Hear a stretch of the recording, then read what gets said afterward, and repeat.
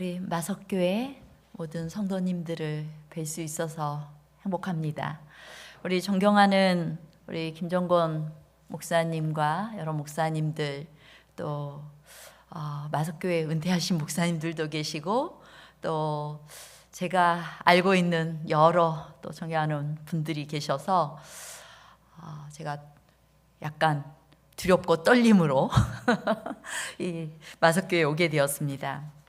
가뜩이나 또 귀한 분들이 계신 곳이어서 더 떨리는 마음으로 또 우리 영성이 있으신 우리 담임 목사님이 계시는 곳이어서 더 떨리는 마음으로 왔는데 이번에 저는 항상 사경회를 할 때 거의 교과서 중심으로 한 번은 좀 다루려고 노력을 합니다. 그런데 제가 자신 있게 교과대로 합니다라고 말씀을 드렸는데 교과를 읽고 준비하면서는 쉽지 않구나. 이번에 이 학자가 기록한 책이기도 하고 또 이 성서교리를 압축해 놓기도 했고 그래서 양으로 치면 굉장히 방대한데 이 방대한 것을 이렇게 신학적 용어를 쓰면서 이렇게 교재가 정리되어 있다 보니까 이것을 어떻게 쉽게 풀어서 해야 될지 제가 지난주부터는 잠이 잘 안 와가지고 굉장히 많이 긴장하면서 어떻게 해야 되나 기도하면서 그렇게 준비를 좀 했습니다. 제가 다룰 수 있는 부분 다루고 또 그렇지 않은 부분들은 또 여러분들이 교재를 좀 읽어보시면서 그렇게 해야만 될 것 같습니다. 우리 재림교회가 가지고 있는 신학 중 가장 독특한 신학이 있다면 성서신학이고 성서교리예요. 그 가운데 조사심판이 있죠. 이 성서교리는 십자가 또 속죄, 믿음으로 말미암는 의 이런 내용들이 언뜻 보면 굉장히 쉬운 주제 같은데 십자가, 믿음으로 말미암는 일반 개신교에서는 굉장히 좀 더 단순하게 그 복음을 받아들이는 것 같습니다. 하지만 이 성서교리를 통해서 십자가, 속죄와 믿음으로 말미암는 의의 교리를 아주 깊이 있게 살펴보면 이것은 굉장히 우주적인 의미가 있고 또 우리 제임전 조사 심판하고 또 불가분적으로 연결되어 있기 때문에 사실상 이 재림교회 신학의 심장 같은 교리가 있다면 성서교리입니다. 이 제목대로 재림교회 신앙의 심장 그리고 또 말씀 가운데 보면 척추라고 표현되어 있어요. 그래서 가장 이 심장은 우리 신체 기관 중에 진짜 없어서는 안 될 부분이죠. 심장 멎으면 그대로 죽는 거잖아요. 그래서 이 성서교리를 잘 이해할 때 하나님께서 주시는 그 복음에 깊이 있는 그 복음에 대한 이해를 할 수 있음을 우리는 공부를 하면 보게 됩니다. 그런데 이 성서교리는 성서에 대한 신학은 구약 성경과 신약 성경 곳곳에 아주 이 용어나 또 의식과 상징, 이미지가 이 성경 전체에 관통하고 있고 뿌리 있게 스며들어 있습니다. 제가 올해 1월 정말 1일에 친구들하고 신년회를 좀 했습니다. 친구 부부들이 모여가지고 신년회를 하면서 윷놀이를 했는데요. 부부별로 팀이 돼가지고 1등 외에는 다 돈을 내기로 했어요. 1등은 면제, 2등은 1,000원, 3등은 2,000원, 4등은 3,000원 이렇게 해서 이렇게 몇 번을 이렇게 반복해서 하다 보니까 돈이 꽤 많이 모여졌습니다. 저희 부부는 단 한 번도 1등을 못했어요. 그래서 매번 돈을 냈습니다. 매번. 그런데 참 특이하게도 이 마지막 낙을 날 때에는 꼭 맞춰서 놔야 되잖아요. 이 마지막 날 때는 쓸데없는 윷과 모와 이런 것들이 마구 나오는 거예요, 저희들이. 그래서 하여튼 그러기 전에 맨날 개 나오고 걸 나오다가 이제 마지막에는 윤 나오고 그렇게 하는 거예요. 이제 마지막에는 돈이 어느 정도 모여졌을 때 이제는 1등 한 사람만 3,000원씩 가져가기로 했어요. 그래서 이번에는 만회를 해야 되겠다. 돈을 한 2만 원 가까이 거기다 넣었는데 만회를 해야 되겠다 생각을 하고 또 다시 윤노를 했습니다. 한 번도 1등을 못했습니다. 한 번도 1등을 못하니까 진짜 한 푼도 찾아올 수가 없었습니다. 그리고 그 중에 꽤 많은 돈은 최근에 경제적으로 가장 어려운 친구 가정에 돌아갔습니다. 다 웃고 계시네요. 제 이야기가 뭔 이야기인지 다 이해하십니까? 예. 만약에 제가 지금 드린 이 이야기를 다른 외국인이나 뭐 이런 분들이 지금 이 이야기를 이하로 듣고 있다면 어떨까요? 웃을 수 있을까요? 예. 저 사람이 돈을 많이 잃었고 친구가 돈을 벌어가는 게임을 했나 보다, 이 정도 이해할 거예요. 그런데 여러분들은 이미 머릿속에 무슨 일이 일어났을지 다 머릿속으로 그리고 있는 거예요. 다 윷놀이를 잘 아는 한국인이기 때문입니다. 유세에 대한 개념이 있는 우리 한국인들은 이 이야기를 들으면서 몇 가지를 이해했을 거예요. 첫째는 신년회로 즐겁게 모여서 놀았구나. 예. 또 두 번째로 서로 육과 개와 모와 도가 나오는 일련의 과정에서 한바탕 통쾌한 웃음과 난리법석이 났겠구나. 모의 마지막 도만 나오면 되는데 절대로 도가 안 나와가지고 다른 팀에 추월당하는 일과 다시 백도 해가지고 돌아가는 일과 5만 가지 일이 있었을 거라고 여러분들은 상상했을 것입니다. 또 그런 과정에서도 멋진 섭리 속에서 돈을 가져가게 된 일을 위한 친구들의 감사와 기쁨과 행복이 있었겠구나. 제가 돈을 2만 원 가까이 잃긴 했지만은 한 개도 속상하지 않았어요. 참 잘 됐다 라고 생각하고 기뻐했습니다. 여러분 함께 그런 장면이 떠오르시죠? 그리고 우리 모두에게 즐겁고 보람있는 시간이었고 아마도 행복한 마음으로 음식 먹고 헤어졌을 것이다. 여러분들은 나름대로 상상하셨을 거예요. 아마 성서교리도 이와 같은 걸 거예요. 우리는 일반적으로 예수님을 믿음으로 구원받습니다. 이 성서교리에 대한 이해를 하지 않는 사람들은 그냥 믿음으로 구원 얻나 보다 이렇게 생각을 할 거예요.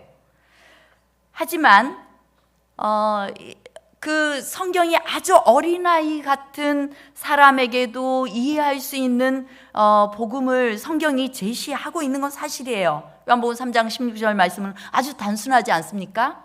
하나님이 세상을 이처럼 사랑하사 독생자를 주셨으니 이는 그를 믿는 자마다 멸망치 않고 영생을 얻게 하려 하심이라.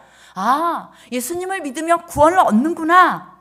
예수님을 믿으면 죄 용서와 구원을 받는구나. 이렇게 예수님을 받아들입니다. 우리는 맨 처음 그리스도인이 되었을 때 이런 아주 단순한 말씀을 듣고 그리스도인이 됩니다. 우리가 어릴 때부터 부모님이 나를 사랑하신다는 거 알아요. 엄마 아빠는 나를 사랑하셔. 그리고 내가 엄마 아빠 없이 살 수 없으니까 엄마를 안 보면, 아빠가 안 보이면 울기도 해요. 그렇지만 정말 부모님의 사랑이 뭔지 깨닫는 시간은 언제예요? 아이를 낳고 아이가 고통스러워할 때 내가 얼마나 힘든지, 내가 얼마나 아픈지 그걸 알게 될 때 비로소 부모님의 사랑이 뭔지 알게 돼요. 그분이 하신 희생이 뭔지 알게 돼요.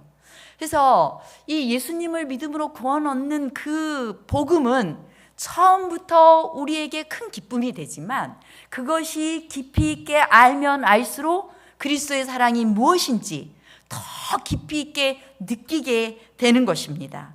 그래서 이 성서교리는 우리가 그것에 대해서 알면 알수록 믿음으로 말미암는 의가 무엇인지, 그 복음이 무엇인지, 구속의 경륜이 무엇인지를 더 깊이 있게 알게 되는 거죠.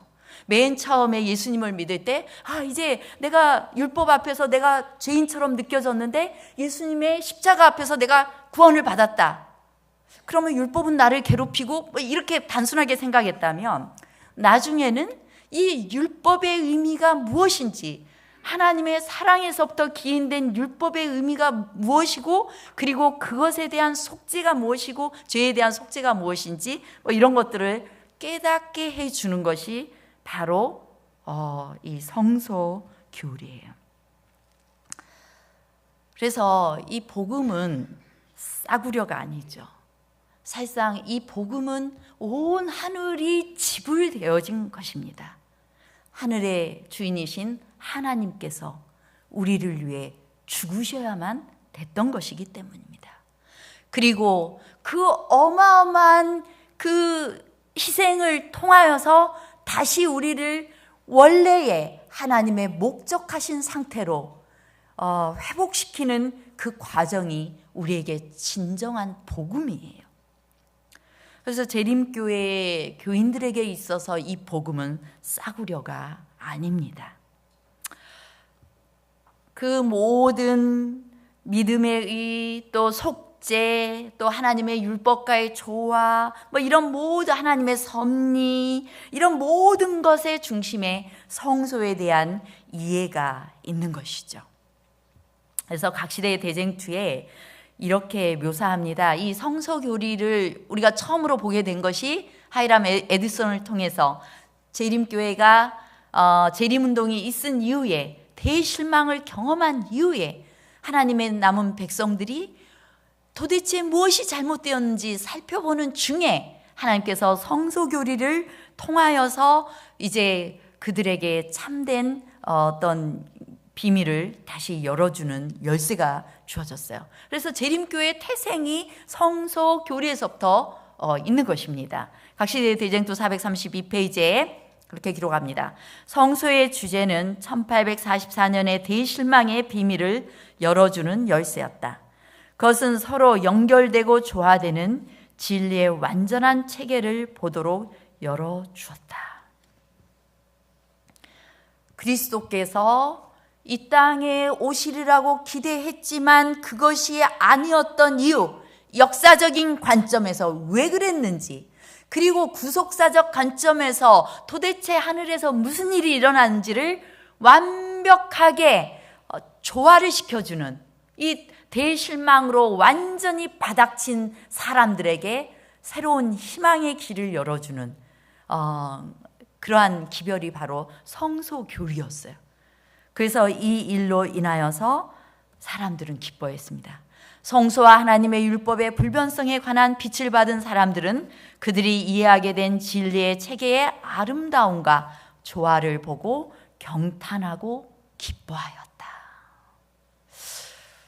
혹시 여러분들 지금 성소교리를 통해서 여러분들께서 이 아름다운 진리의 체계의 아름다움과 조화를 보시고 이해하시고 경탄하시고 기뻐하고 계십니까? 제가 최근에는 침례 공부를 시키면서 이 성소교리까지 가는 일이 정말 쉽지 않은 것 같아요. 그리고 이 성소교리까지 공부를 하려면 이제 몇 년에 한 번씩 돌아오는 교과를 통해서 공부를 하든지 아니면 개인적인 공부를 해야만 이해를 할 수가 있는데 이것들이 정말 많이 희미해져 있는 시대인 것 같습니다. 그런데 어쨌든 복음이라는 것, 또 구원이라는 것이 이렇게 아주 값싼 것이 아니기 때문에 우리가 이 죄의 문제를 사실상은 그 구원이 무엇인지를 이해하는 사람에게 있어서 죄의 문제는 아주 가벼운 문제가 아니에요. 그냥 오늘 하나님 잘못했어요, 용서해 주세요 하고 또 돌아서고 그리고 또 다시 잘못했어요, 기도하면 되지 하는 그런 정도의 개념이 아니에요. 단순히 그런 값싼 개념으로서 우리가 이해를 할 때에는 마음의 기쁨과 평안이 없습니다. 제가 몇 년 전에 재림연수원에 들어가면서 굉장히 마음이 무거운 상태였어요. 제가 이 복음을 가르치고 설교하는 목사이지만 제 마음속에 아주 뭔가 무거운 게 있었어요. 누군가에 대한 불평도 있었고 너무 약간의 억울함도 있었고, 그런 것들이 있다 보니까 제 마음이 굉장히 무거운 상태로, 내가 언제까지 그걸 해야 돼? 나만 억울해 라는 이런 감정을 가지고 재림연수원에 들어간 적이 있었습니다. 그런데 그 기도실에서 하나님의 말씀을 읽으면서 예수님의 마지막 십자가의 장면들을 묵상하면서 갑자기 성령께서 내 마음에 임하셔서 마음속에서 엄청나게 나의 죄를 다 드러내시는 거예요. 내 마음 저 밑바닥까지 있는 내가 기억하지 못했던 모든 죄들을 다 끌어내 주시면서 제가 순식간에 제 죄들을 이렇게 기록을 했는데 몇십 가지가 되는 거예요.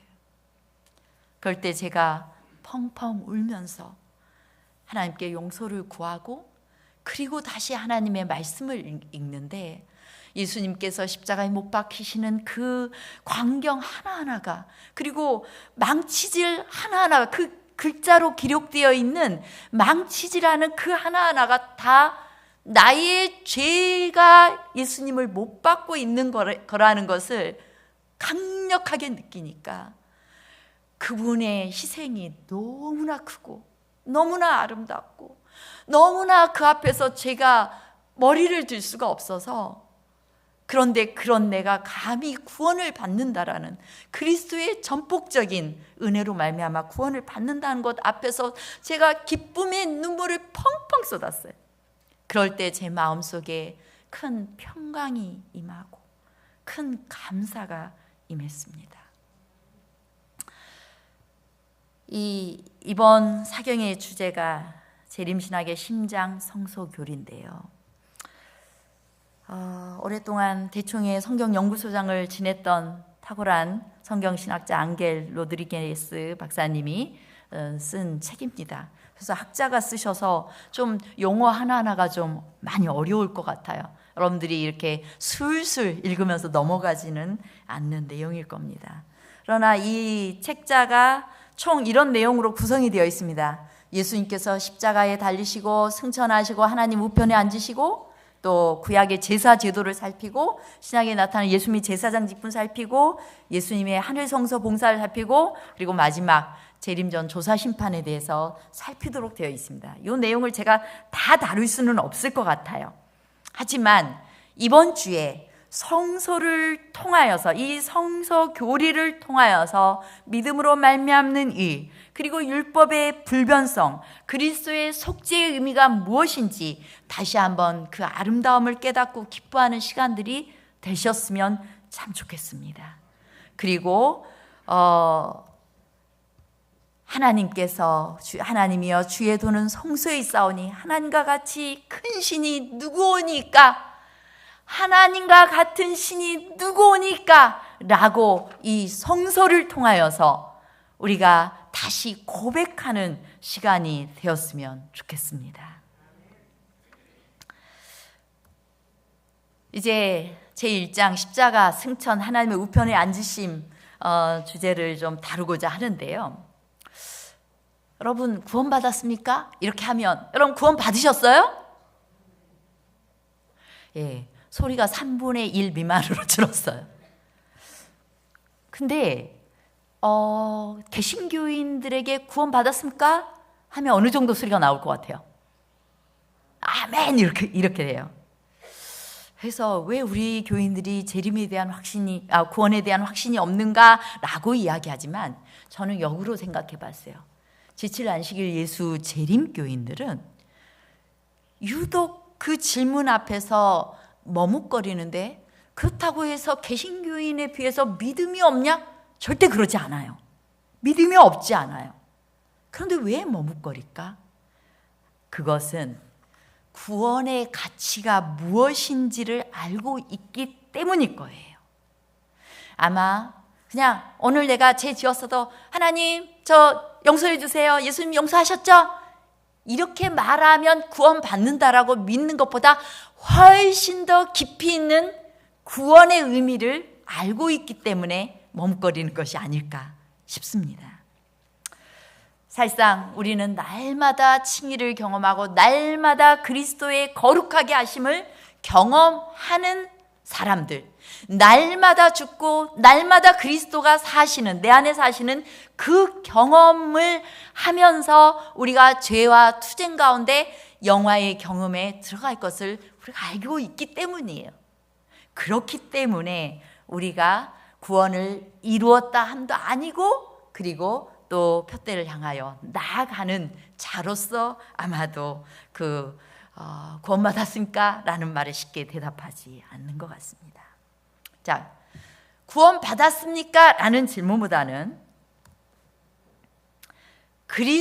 우리를 구원하는 일에 예수님의 십자가로 충분했습니까?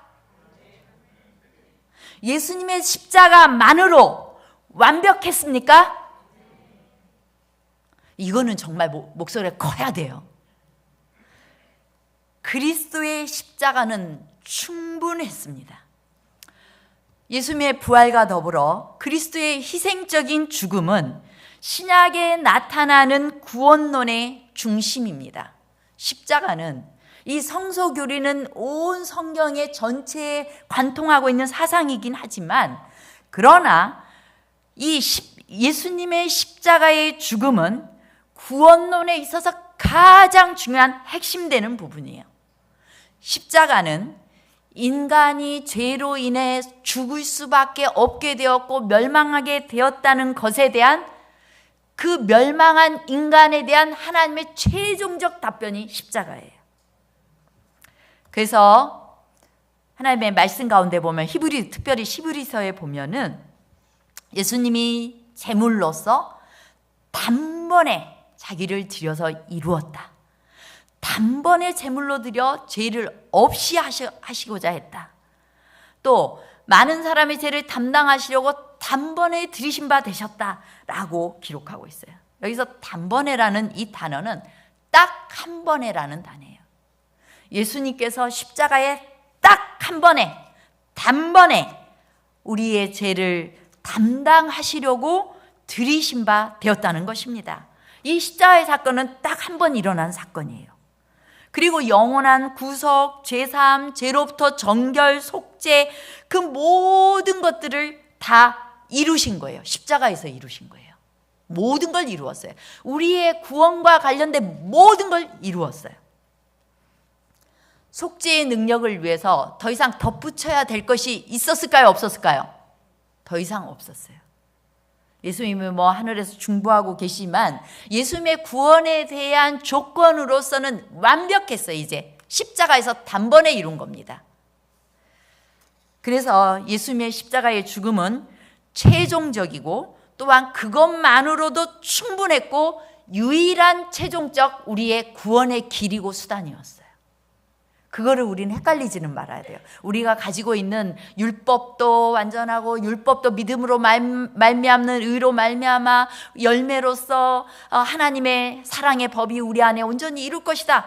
우리는 그걸 알고 있지만 그럼에도 불구하고 가장 유일한 우리의 구원을 이룬, 그리고 최종적인 건 십자가밖에 없다는 건 우리는 기억해야 돼요. 예수님의 죽음과 부활로 예수님께서는 원수를 이기셨습니다. 주님께서는 죄의 종로를 타는 우리를 위해 해방시키기 위해서 죽으셨습니다. 예수님께서 죽음을 통하여 죽음의 세력을 잡은 자 곧 마귀를 멸하시고 또 죽기를 무서함으로 한평생 매어 종로를 타는 모든 자들을 놓아주기 위하여 죽으셨어요.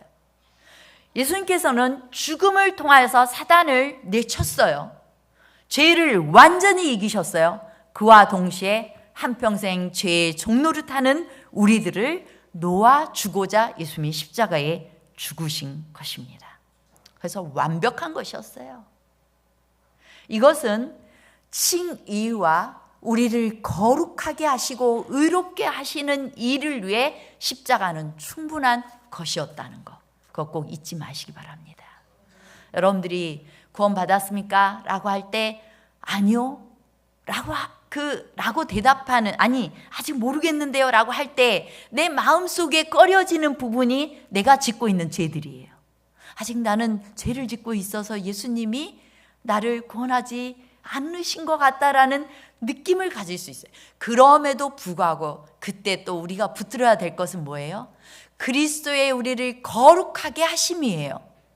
우리의 0.01도 우리의 공로가 없다는 거, 날마다 그리스도의 십자가가 우리 안에 들어와 계셔야 된다는 거. 그럴 때 주님께서 우리를 해방시키시고, 죄에서 해방시키시고 우리를 거룩하게 하시는 것입니다. 이제 예수님께서는 이 땅에서 십자가의 모든 일들을 다 마치신 후에 하늘에 가시게 됩니다.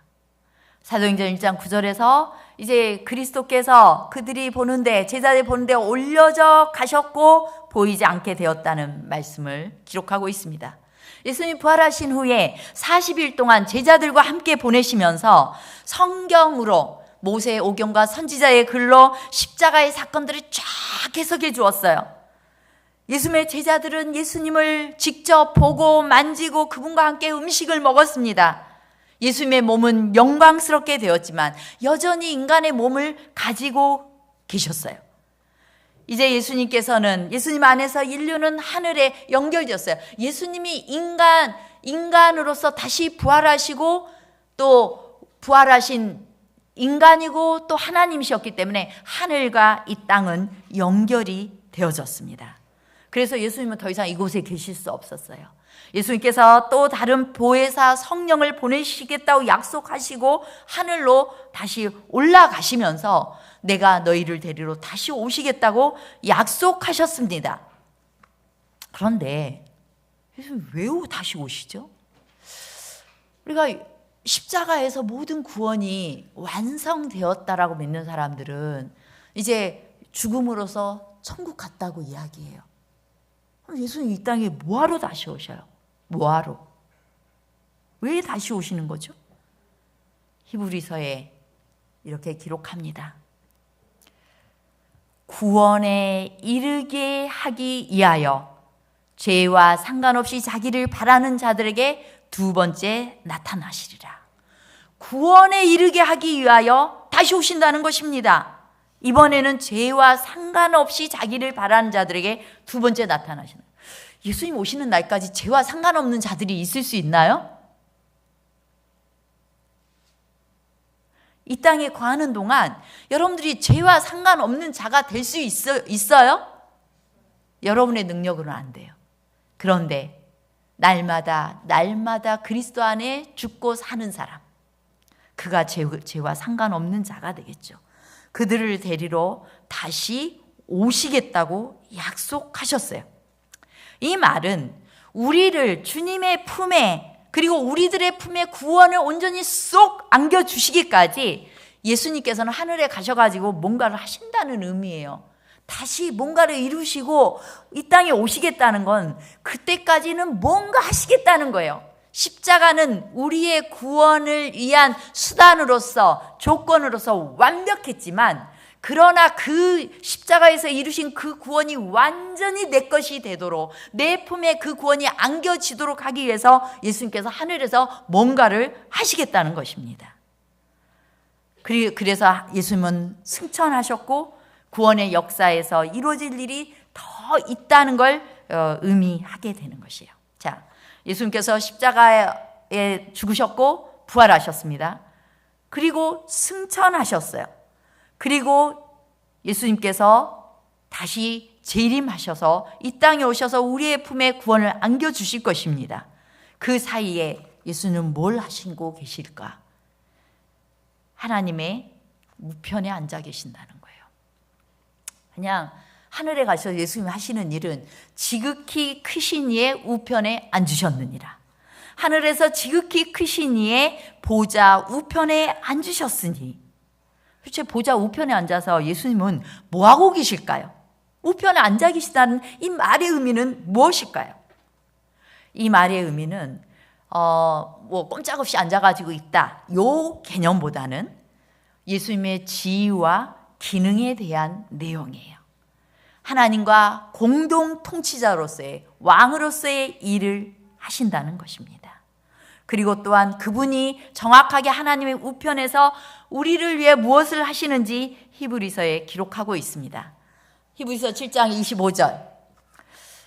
그가 항상 살아서 그들을 위하여 간구하심이니라. 자기를 힘입어 하나님께 나아가는 자들을 온전히 구원하실 수 있으니 그들을 위하여 항상 간구하고 계시다는 거예요. 로마서에서도 그렇게 말씀하십니다. 그는 하나님 우편에 계신 자 우리를 위하여 간구하시는 자신이라. 예수님은 하나님 우편에 앉으셔서 우리를 위하여 간구하고 계십니다. 간구하고 나니까 무슨 일이 있었어요? 예수님이 하늘로 승천하신 후에 무슨 일이 일어났습니까?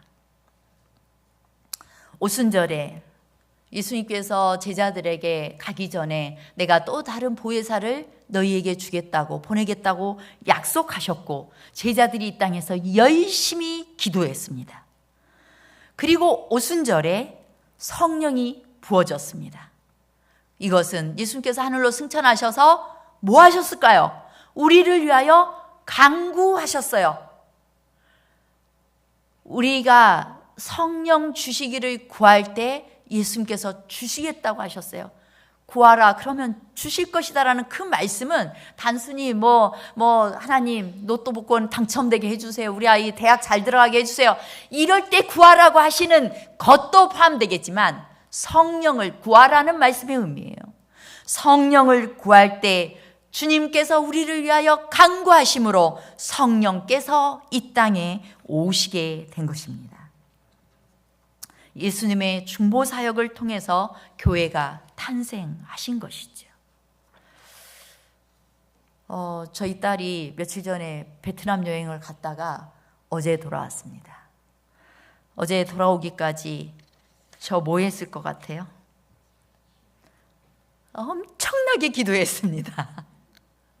특히 어제 비행기가 아침에 7시 몇 분에 도착한다고 했을 때 저는 일찍부터 깨가지고 그 6시 몇 분부터 기도하기 시작했어요. 계속 기도했어요. 착륙하는 그 시간까지. 특별히 최근에 있었던 그 제주항공 사건으로 인하여서 더 두려움과 떨림으로 기도했어요. 저희 딸은 그것을 알까 모를까 모르겠어요. 그러나 그 기도 가운데서 저희 딸은 무사히 어쨌든 잘 도착했습니다. 하나님의 우편에서 이루어지는 예수님의 사업은 지상에 있는 교회들에게 여전히 영향을 미치고 있다라는 것이에요. 교회의 현재적 경험, 그리고 여러분 개개인이 오늘 살아가고 있는 가운데 하시는 모든 경험, 구속사적 경험, 죄와 투쟁하는 데에서 승리하게 되는 경험, 이 모든 것들의 경험의 결과는 다 여러분의 기도와 함께 하나님 보좌 앞에서 우리를 위하여 기도하시는 그리스도의 중보 사역이 영향을 끼친 결과들이에요. 둘째, 예수님께서는 지금도 여전히 하나님의 백성들을 위해서 일하고 계신다는 거예요. 사도행전에 이렇게 기록합니다. 우리 다 같이 읽어볼까요? 시작.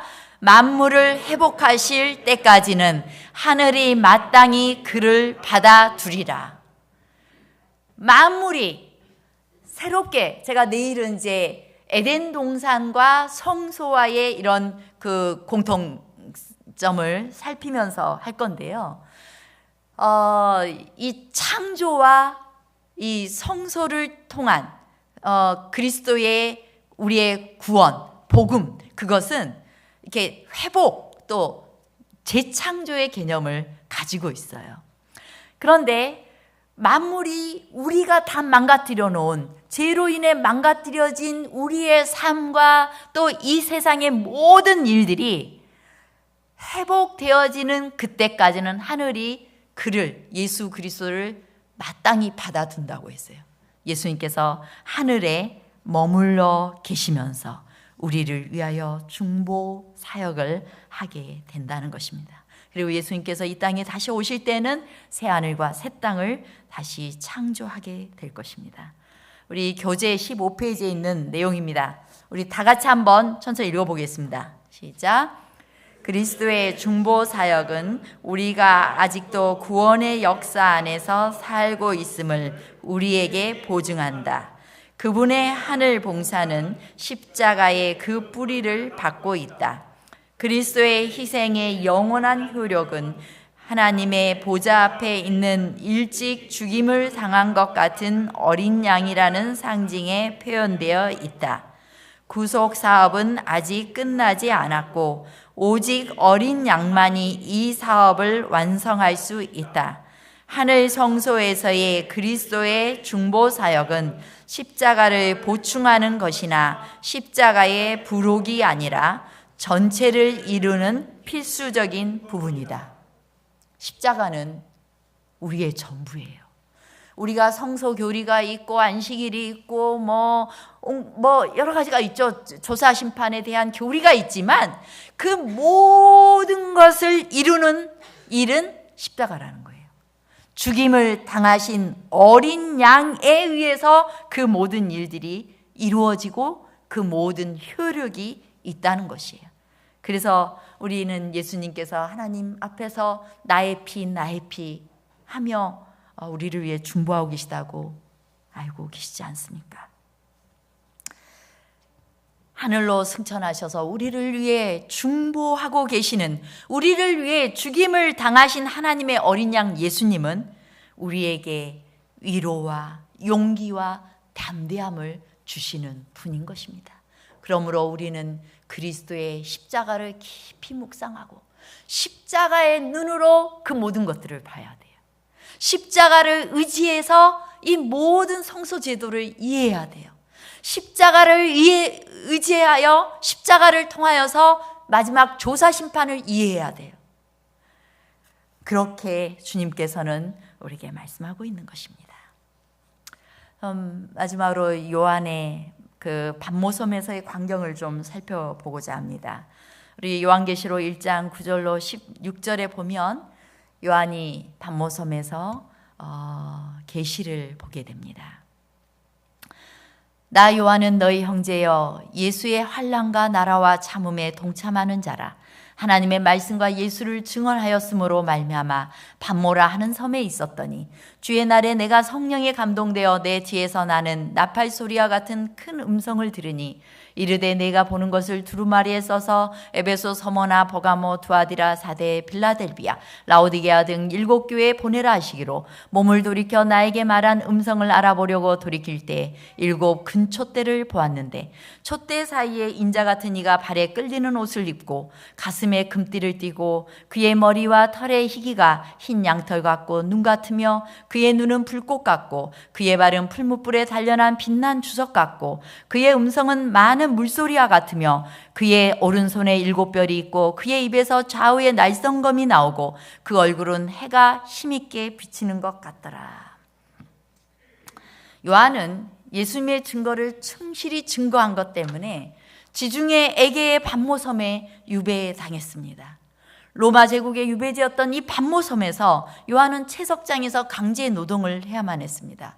사면이 다 바다로 둘러싸여 있었어요. 그 바다는 교회와 세상과 요한 자신을 가로막는 만남과 교제의 단전물이었고 또한 이별과 고통의 상징이었어요. 그래서 이 요한이 하늘에는 바다가 다시 없겠고 이런 표현을 한 것이 반모섬에서 이 계시를 받기 때문이에요. 자기를 사랑하는 그리스도인 형제들과 나누어 놓고 세상과 단절시킨 그것이 바다였기 때문에 그렇게 묘사하고 있는 것입니다. 반모섬에서의 어느 안식일에 나팔 소리 같은 주님의 큰 음성이 들렸습니다. 나팔 소리 같은 음성이 들렸다는 건 하나님의 임재하심이 있을 때 가능한 거예요. 신의 산에서 나팔 소리 같은 큰 음성으로 십계명이 선포되었고 또한 구름을 타고 오시는 그리스도의 모습을 선포할 때 나팔 소리가 울려 퍼질 것입니다. 그것은 하나님의 임재를 의미합니다. 이제 나팔 소리 같은 주님의 음성이 이 요한에게 들렸어요. 하나님께서 임하신 것입니다. 그러면서 예수님께서는 7교회의 이름을 부르시면서 이 기별을 교회에다가 보내라고 명하고 계셨어요. 요한이 살고 있던 당시의 교회들과 함께 또한 7교회는 우리 마지막 시대까지 하나님의 교회를 향한 기별이란 걸 우리는 잘 알고 있습니다. 요한이 나팔 소리가 나는 쪽으로 몸을 딱 돌리니까 꿈속에라도 한번 보기를 원했던 예수님이 계시는 거예요. 그런데 이 땅에서 봤던 그 모습이 아니에요. 그렇게 쓸쓸하게 외롭고 쓸쓸한 곳에서 고립과 또한 고통과 또한 굶주림과 싸워야 했던 이 요한에게 제일 고통스러운 것이, 환난보다도 더 고통스러운 건 교회에 대한 염려였어요. 교회에 대한 핍박이 너무 많았기 때문에 이 교회가 타락하게 될까 혹은 하나님을 떠날까 하는 모든 염려들이 그 마음을 고통스럽게 하고 있었던 것이거든요. 초기 교회는 핍박과 환난에 완전히 지쳐있는 상태였습니다. 반모섬에 고립되어 있던 교회들과 연락이 두절된 그 상태에서 로마는 가혹하게 교회를 핍박했습니다. 인간적인 관점에서 볼 때 복음은 너무나 나약하고 무기력한 것처럼 느껴졌습니다. 교회는 안전할까? 지도자를 잃은 성도들은 다 흩어져 버린 건 아닐까 하는 염려가 이 요한의 마음속에 큰 고통을 주었어요.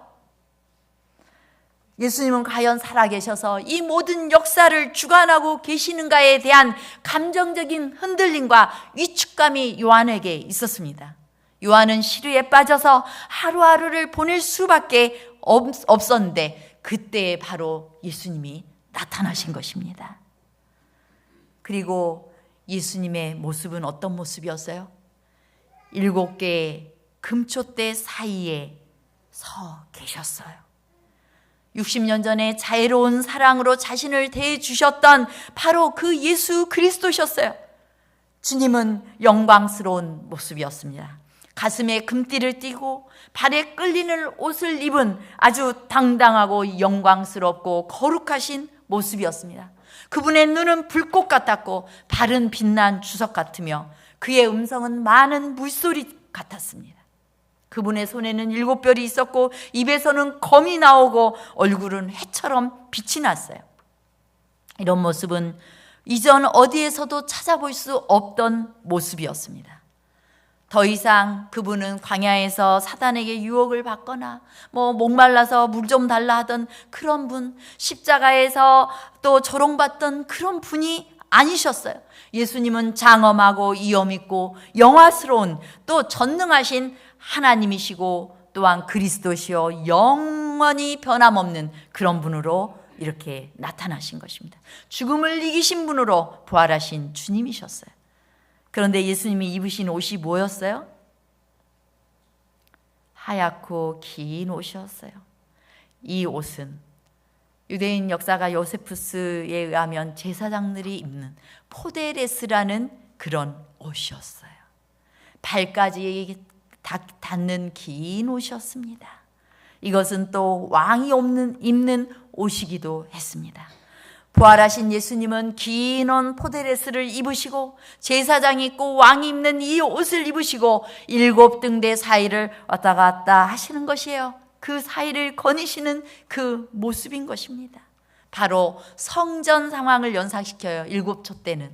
그래서 성소에 계시는 예수님, 그분은 7교회 사이를 또 왔다 갔다 하시면서 그들 사이에 계셨던 것이에요.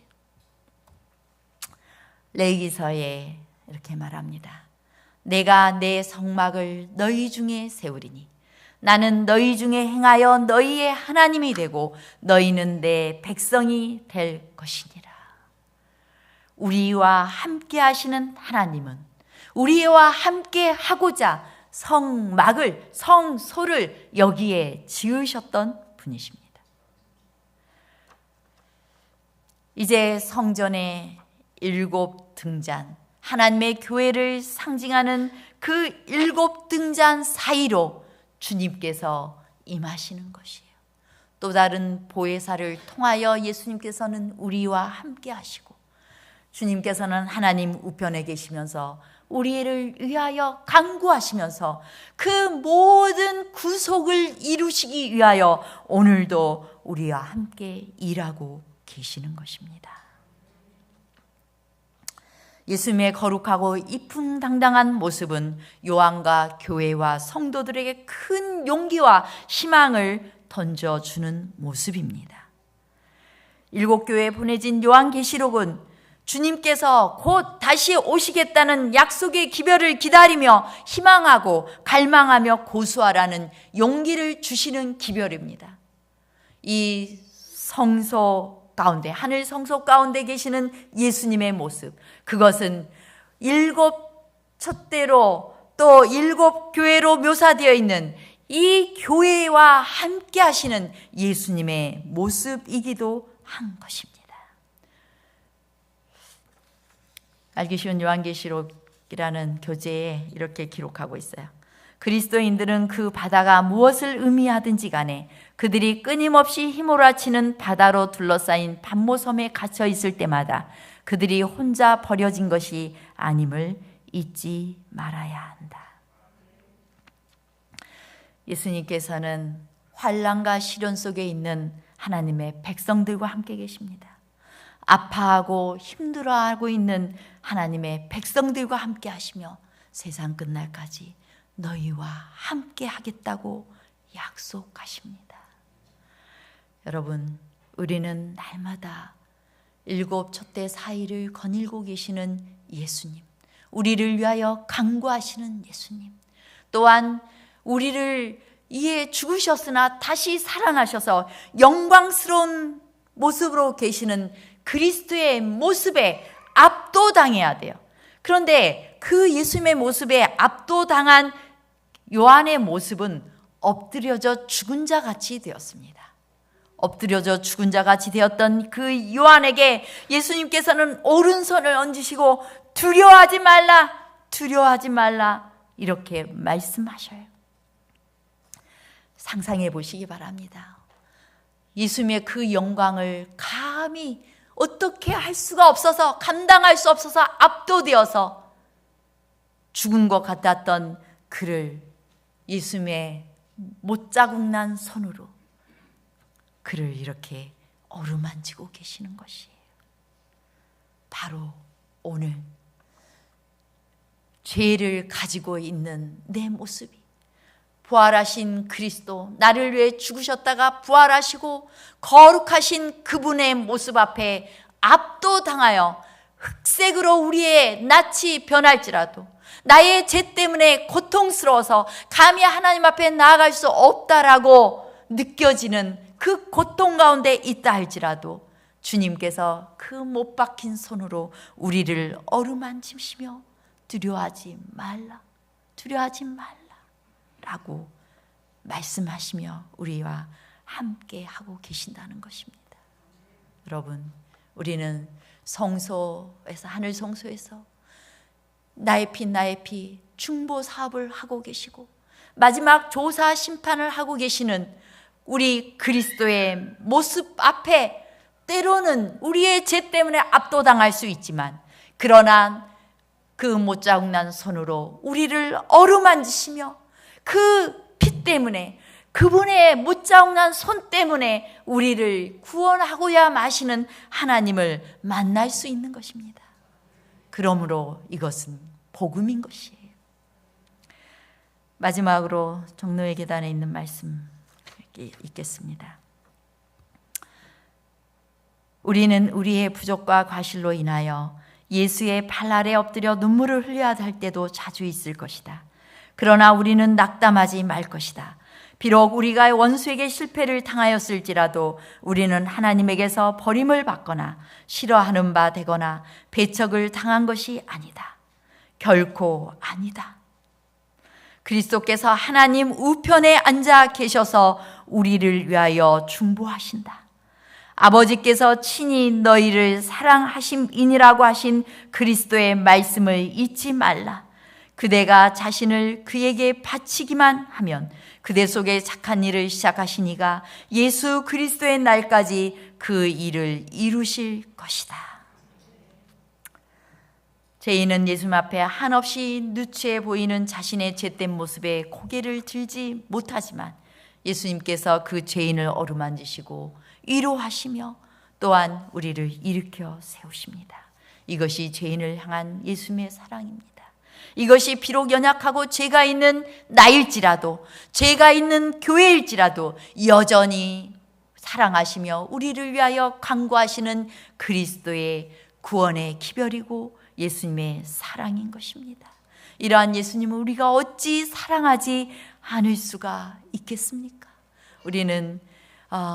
우리가 이 시간 요한의 경험이 우리의 경험이 되기를 바라고, 우리 주님 앞에 나아가서 죄를 고백하고 용서하며 어루만지시는 예수님의 손길과 예수님의 사랑을 흠뻑 느끼는 이번 한 주간이 되셨으면 참 좋겠습니다. 마지막으로 레위기 26장 12절 읽겠습니다. 나는 너희 중에 행하여 너희의 하나님이 되고 너희는 내 백성이 될 것이니라. 성서를 통하여 또한 이 복음을 통하여서 예수님의 중보 사역을 통하여서 여전히 우리 중에 행하여 우리의 하나님이 되고 우리는 하나님의 백성으로 되게 하시는 우리 예수 그리스도를 보고 함께하는 복된 한 주가 되시기를 간절히 바라면서 말씀을 마치겠습니다.